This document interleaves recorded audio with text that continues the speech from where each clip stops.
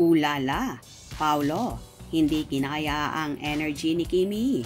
Gustong magpakarga sa aktor.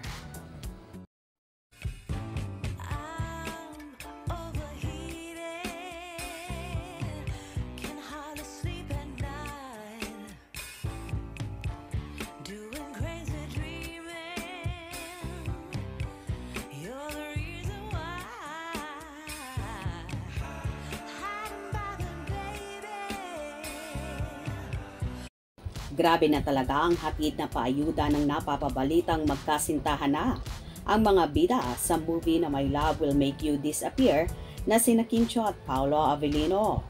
Kahit marami pang pinagdaraanan ngayon si Kimi sa mga pangbaba sa kanya, pinagpapasa Diyos na lang niya ito at ipinagkikibit balikat. Ito ang maganda kay Kim. Hindi siya palapatol at nagsasabi ng masasama or masasakit na mga salita sa mga taong nangbabash at nanghuhusga sa kanya. Bagkos tinatawanan lang niya, pero minsan hindi pa rin maiwasang masaktan ng dalaga dahil tao rin naman siya na may puso at damdamin.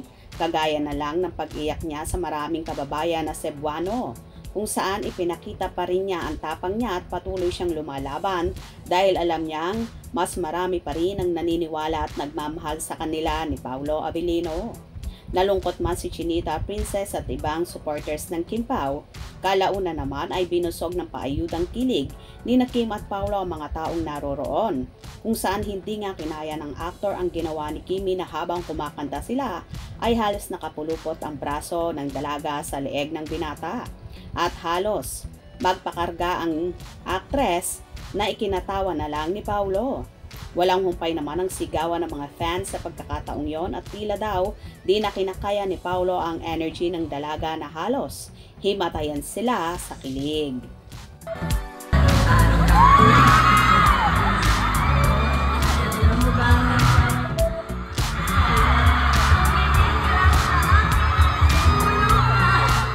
Samot-saring reaksyon naman ang naganap sa Kim Pao supporters.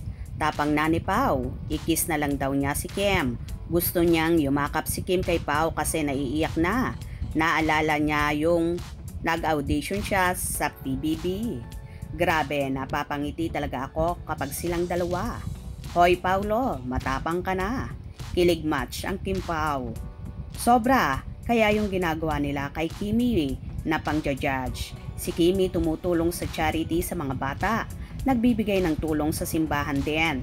Sa isang fake news lang, maniniwala yung mga taong makikitid ang utak. We love you, Kimi. Hayaan mo lang ang mga bashers, Kimi. Inggit lang sila sa'yo. Kimi, taga Cebu. Love you so much. Huwag ka nang umiyak kasi ang dami na nating pinaiyak na bashers. Pao, ikis mo na si Kimi para di na iiyak. Nasasaktan din ako para sa'yo, Kim, pero God is good. Such a genuine heart. Sobrang saya namin, Kimi. Napakabusilik ng iyong puso at mapakumbaba. Kang tao, kahit binabash ka, hindi ka nagsasalita laban sa kanila. Kaya mahal ka namin ng mga fans mo at kakampi mo ang Diyos. The best si Kim. We love you, Kim and Paolo. Kinikilig si Pao. Ang daming nagmamahal sa Kim Pao. Wala akong masabi kundi, wow, Kim Pao. Ang saya. Maraming nagmamahal sa Kim Pao. O diba? Halos maloka nga si Paolo sa ginawang yon ni Chinita Princess na halos magpakarga sa kanya na ikinatuwa ng kanilang mga supporters. Hope you enjoyed. Please subscribe for more info.